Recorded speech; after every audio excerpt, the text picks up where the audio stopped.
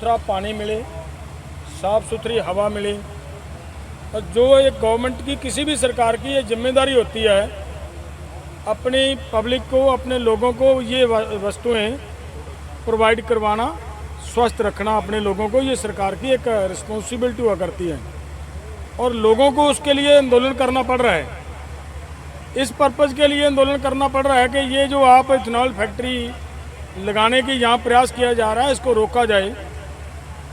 और इसका प्रभाव पंजाब, राजस्थान की बात ना करते हुए हम ये कहें कि इसी देश के अंदर, पंजाब के जीरा के अंदर एक शराब फैक्ट्री की वजह से वहाँ के लोगों ने जो संताप भोगा वो सबके सामने है।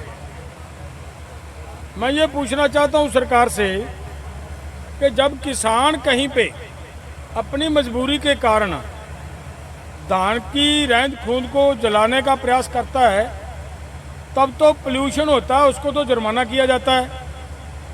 और जब ऐसे पोल्यूशन को किसान रोकने का प्रयास करता है, जो सीधा पानी के माध्यम से आदमी के शरीर के अंदर वो पोल्यूशन जाएगा और कैंसर जैसी बीमारियां, काले पीले जैसी बीमारियां वो लोगों को लगेंगी, और उसके लिए सरकार कारपोरेट्स के उन लोगों के पक्ष में खड़ी होती नज़र आ रही है।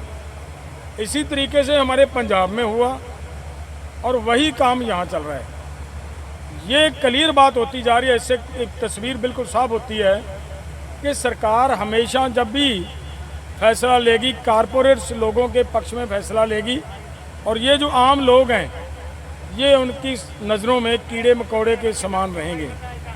और ये तभी हो सकता है अगर पूरे देश के लोग इसके प्रति अवेयर हों, एक आवाज़ बने, सभी लोग एक साथ होकर ये लड़ाई लड़ें।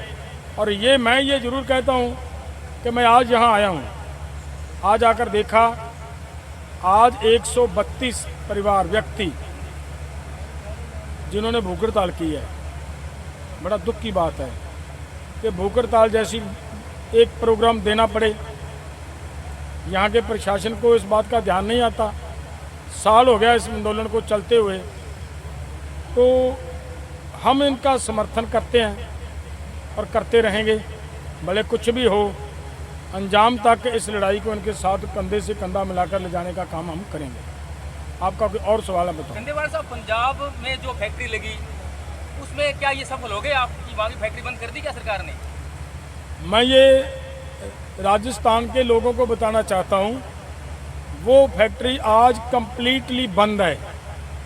सर वो बंद इसलिए हुई, उन लोगों की एकता थी, एकता करनी पड़ेगी तभी ये फैक्ट्री बंद होगी। यहाँ के किसानों को आप क्या कहना चाहते हैं इसके बारे में बताइए, ताकि एकता हो। आपकी बात से पहले मैंने आपके सवाल से पहले मैंने कह दिया कि आपको एक बड़ी एकता, अवेयर होना पड़ेगा, लोगों को इसके खिलाफ लड़ाई लड़नी पड़ेगी, और वो बंद हुई। यहाँ पे भी सर इसके घातक परिणाम तो वो बताइए गाँव वालों को, वहाँ जो हुए हैं वो यहीं पे हो सकते हैं। हाँ, मैं वही बात मैं कह रहा हूँ कि वहाँ के लोगों ने जो भुगत भोगी है वो यहाँ के लोगों को भी भुगतनी पड़ेगी। वहाँ पे हर घर में एक मरीज आज कैंसर का पड़ा है, हर घर में 2-2, 3-3 मरीज काले पीलिए के पड़े हैं उस इलाके में। सरकार ने उनको ये भी एक लालच देने का प्रयास किया, हम आपको एक मल्टी स्पेशलिटी एक हॉस्पिटल देंगे जो आपका इलाज करेगा। हमने उनको ये सवाल किया था कि पहले आप बीमारी दोगे, बाद में इलाज के लिए यहाँ हॉस्पिटल दोगे। हॉस्पिटल देना तो वैसे ही आदमी लोगों की स्वास्थ्य का ध्यान रखते हुए सरकार की अपने आप एक जिम्मेदारी बनती है, वो देना पड़ेगा वो लोगों। 1 साल पहले का वो दिन मुझे याद है जब यहाँ किसानों ने एक बहुत बड़ी महापंचायत करी थी इस एथेनॉल फैक्ट्री के विरोध में, और उसके बाद यहाँ से मार्च करते हुए उस जगह पे गए थे जहाँ वो फैक्ट्री लगाने की तैयारी चल रही है। और 1 साल हो गया किसानों का लगातार वहाँ पे धरना चल रहा है। इससे ज़्यादा बड़ी दुख की बात कोई और हो नहीं सकती, इससे बड़ी विडंबना कोई और हो नहीं सकती कि हमारे देश के नागरिकों को आज ताज़ी हवा में सांस लेने के लिए और स्वच्छ पानी पीने के लिए भी आंदोलन करना पड़ रहा है, धरना देना पड़ रहा है। अक्सर कुछ लोग हमें कह देते हैं, जो कुछ राजनीतिक लोग होते हैं उनके कार्यकर्ता हमें कह देते हैं कि भाई हम तो आंदोलन जीवी हैं, हम आंदोलन करने का हमें शौक़ है। हम उन सारे साथियों को ये कहना चाह रहे हैं, अकेले ये किसान की लड़ाई नहीं है, ये मजदूर की लड़ाई नहीं है, ये 36 बिरादरी की लड़ाई है। क्योंकि सांस तो सबको लेना है, पानी तो सबको पीना है, और ये धरने प्रदर्शन करना ये हमारा कोई शौक नहीं है, हमारी मजबूरी है। क्योंकि आज ये जिंदा जमीर के वो लोग बैठे हैं जो अपनी अगली आने वाली पीढ़ियों की चिंता कर रहे हैं, उनके भविष्य को लेकर चिंतित हैं। बहुत सारे उदाहरण हमारे सामने ऐसे मौजूद हैं जहाँ पे इस तरीके की एथेनॉल फैक्ट्री लगी है, वहाँ का पानी भी बिल्कुल ख़राब हो गया, वहाँ की हवा भी बिल्कुल दूषित हो गई, तो एक तरीके से वो गैस चैम्बर बन गया वो एरिया। तो हमारा ये प्रशासन से निवेदन है, हमारे ऑर्गेनाइजेशन भारतीय किसान यूनियन एकता सिद्धूपुर की तरफ से, संयुक्त किसान मोर्चा गैर राजनीतिक की तरफ से, कि यहाँ के लोगों की जो ये जायज़ मांग है, इस जायज़ मांग को जल्द से जल्द पूरा किया जाए, और जो ये प्रपोज्ड एथेनॉल फैक्ट्री है इसको बंद किया जाए, और कोई इस देश की अर्थव्यवस्था को जिंदा रखे हुए था। एकमात्र खेती क्षेत्र वो क्षेत्र था जिसमें किसानों ने अपनी जान हथेली पे रख के अपने खेतों में मेहनत करी और पूरे देश के अनाज के भंडार भरने का काम किया, जिसकी वजह से हमारे देश की सरकार 80 करोड़ गरीब लोगों को अनाज मुहैया करा पाई। तो कॉरपोरेट घरानों को ये समझ में आ गया, जो ये खेती है ये एक ऐसा बिजनेस है जो जब से सृष्टि बनी है तब से चलता आया है, और जब तक सृष्टि रहेगी तब तक चलता रहेगा। अन्य जो फैक्ट्री हैं उनको कभी ताले लग जाते हैं, उसमें कभी कुछ और हो जाता है, तो इसलिए बड़े बड़े कॉरपोरेट घराने इस उपजाऊ जमीन पर अपनी नज़र बनाए हुए हैं, और वो किसी भी तरह से इस जमीन पर कब्जा करना चाहते हैं, और इस जमीन पर कब्जा करने के लिए वो तमाम हथकंडे अपना रहे हैं। और उनका जो टारगेट है वो ये है कि जब किसानों के पास जमीन नहीं रहेगी तो जिन किसानों की जमीन छीनी जाएगी वही किसान बंधुआ मजदूर के तौर पे उन्हीं कंपनी मालिकों के पास मजदूरी करने के लिए मजबूर हो जाएंगे जिन कंपनी मालिकों ने किसानों की जमीनें छीनी है। तो एक पूरा ऑल ओवर वर्ल्ड, सिर्फ भारत में नहीं, ऑल ओवर वर्ल्ड एक ये षड्यंत्र चल रहा है। इसलिए हमारे यहाँ के लोगों को जागरूक होने की जरूरत है, हमारे यहाँ के लोगों को सावधान होने की जरूरत है, और फसल और नस्ल बचाने की इस लड़ाई को मजबूती से लड़ना चाहिए। यहाँ के बड़े इन जागरूक लोगों को मैं सैल्यूट करता हूँ, हमारी माताओं बहनों को जो सैल्यूट करता हूँ, जो आज यहाँ पे एक दिन की सांकेतिक भूख हड़ताल में शामिल हुई हैं। और हम साथ में ये भी कहना चाहेंगे कि अभी तो शुरुआत है, अगर सरकार अब भी इनकी नहीं सुनेगी तो हो सकता है कि यहाँ की कमेटी आपस में चर्चा करके, आपस में विचार विमर्श करके कोई और भी बड़ा कदम उठाने को मजबूर हो सकती है। हमारे बीच में आदरणीय सरदार जगजीत सिंह डल्लेवाल जी हैं, जिन्होंने 132 दिनों तक आमरण अनशन किया किसानों का MSP गारंटी कानून बनवाने के लिए।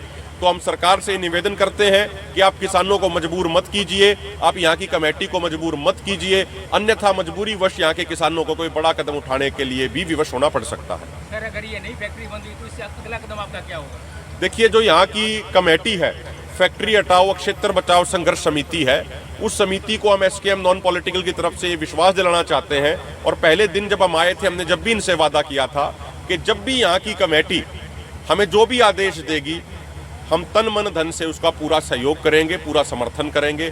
अगर ये बड़ी महापंचायत रखेंगे तो हरियाणा से, पंजाब से लोगों को मोबिलाइज करने का भी प्रयास करेंगे, और अन्य कोई भी सहयोग की जब ये हमारे सामने बात रखेंगे तो पूर्ण मजबूती से कंधे से कंधा मिला के इनका साथ दिया जाएगा। हमारे साथ सबनम जी गोदारा हैं। मैडम, आप भी आज इस हड़ताल में पहुंचे हैं, किसानों के साथ हैं आप, और ये जो एथेनॉल फैक्ट्री टीबी के अंदर लग रही है राशीगढ़ के अंदर, इसके दुष्प्रभाव क्या क्या होंगे? क्या संदेश आपका सभी इलाका वासियों के लिए, अगर ये लगी तो क्या इसके जो परिणाम है वो बताइए। जी, मैं इसमें ये कहना चाहती हूँ कि मानवता को बचाने के लिए जो संघर्ष हम लोग यहाँ पे कर रहे हैं, एथेनॉल फैक्ट्री के खिलाफ आज हम लोग 100 दिन से यहाँ बैठे हुए हैं। हमारी माताएं, बहनें, बुजुर्ग, भाई सब इसमें लगे हुए हैं। मैं इन सब का तहे दिल से धन्यवाद करती हूँ, और इस बात की चिंता भी जताती हूँ कि 100 दिन इनको बैठे हुए हो गए, लेकिन सरकार को इसकी कोई चिंता नहीं है। आप और हम सब जानते हैं कि पर्यावरण प्रदूषित हो चुका है, चाहे वो पर्यावरण जल का है, चाहे थल का है, चाहे नभ का है, और जो अंडरग्राउंड वाटर है उसको भी प्रदूषित करने की जो तैयारी चल रही है।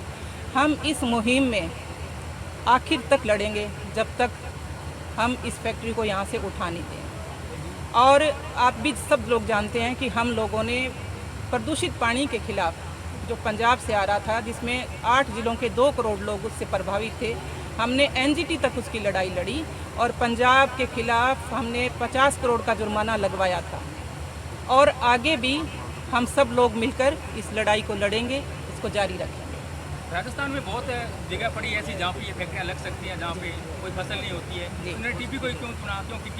क्योंकि टीबी एक उपजाऊ यहाँ पे एक उपजाऊ क्षेत्र है और यहाँ धान की जो खेती होती है, यहाँ का पानी बहुत अच्छा है और इसी पानी को लेके इन्होंने यहाँ पे ये फैक्ट्री लगाने का फैसला किया है और हम सब लोग मिलकर इस लड़ाई में लड़ेंगे। टीबी के अंदर एसडीएम कार्यालय के अंदर और तहसील के अंदर एकदम बैठे हैं। भाई साहब क्या नाम है आपका? मदन दुगेश्वर। सर ये एथेनॉल जो फैक्ट्री लग रही है इसके बारे में आप बताएं, इसके क्या क्या दुष्प्रभाव है और आज आप लोग भूख हड़ताल पर बैठे हैं, एक दिन की आपकी भूख हड़ताल बताई जा रही है, तो कितने साथी आप भूख हड़ताल पर बैठे हैं और क्यों जरूरी है फैक्ट्री बंद कर देना? ये जो एथेनॉल की फैक्ट्री होती है इसका एक नुकसान नहीं है, इसके काफ़ी नुकसान है। जैसे इस फैक्ट्री से जो अवशिष्ट वो है इसके धुएं से, इस फैक्ट्री से इन लोगों के कथन के अनुसार 2200 क्विंटल डेली की राख उत्पन्न होगी और आज तक प्रशासन या किसी भी फैक्ट्री के कर्मचारी अधिकारी ने या किसी भी सदस्य ने ये चीज़ नहीं बोली है भी उस राख का निस्तारण कैसे होगा। तो 2200 क्विंटल पराली की डेली राख होगी, उस राख का निस्तारण कैसे होगा। और यहाँ जैसे सूरतगढ़ में एक छोटी सी फैक्ट्री वो 80 या 100 की थी, वो लगी है, उसने 7-8 किलोमीटर का दायरा दूषित कर दिया। ये फैक्ट्री 1320 की लग रही है, तो ये तो बहुत व्यापक नुकसान करेगी। और राख से जो उत्पन्न होने वाली बीमारियां हैं जैसे एलर्जी वगैरह है, दमा है, अस्थमा है, कैंसर जैसे रोग उत्पन्न होंगे इससे। और तीसरा सबसे मुख्य बात ये कहना चाहता हूँ भाई इस फैक्ट्री को किसी बंजर जगह लगना चाहिए, लेकिन ये जो सबसे उपजाऊ ज़मीन है, जो राजस्थान का हार्ट है, जो धान का कटोरा कहा जाता है, उस जगह ये फैक्ट्री लगाना चाह रहे हैं। सैकड़ों बीघा ज़मीन ये बर्बाद कर देंगे। तो हमें इसी के विरोध में आज 1 साल पूरा हो गया। 12 अगस्त 2024 को हम फैक्ट्री के अंदर जाके वहाँ धरने पे बैठे थे और ये प्रशासन का एक ऐसा रवैया है, आज तक इन्होंने कहीं कोई हमसे बात नहीं की है और कहीं भी इस फैक्ट्री का ऐसा नहीं लग रहा इसको हटाकर दूसरी जगह स्थानांतरण करेंगे। तीसरी बात रही जी, जैसे आपने कहा भी आप ये भूख हड़ताल पर बैठे हैं, आज मैं नाम तो नहीं गिना पाऊंगा, संख्या ज़्यादा है, 101 कुल बैठे हैं, जिसमें से 70 पुरुष है और 31 महिलाएं हैं, जो कि सारे इस एरिए से, सारे गाँवों से मिलकर बैठे हैं। जितने भी दर्शक हमारे चैनल राजस्थान न्यूज़ 24 को देख रहे हैं, आप सभी से मेरा निवेदन, आप इसे लाइक करें, कमेंट करें, शेयर करें और घंटी का बटन दबाना न भूलें। कैमरा पर्सन अभिषेक ब्रोड के साथ टीबी तहसील से मैं प्रेम शर्मा।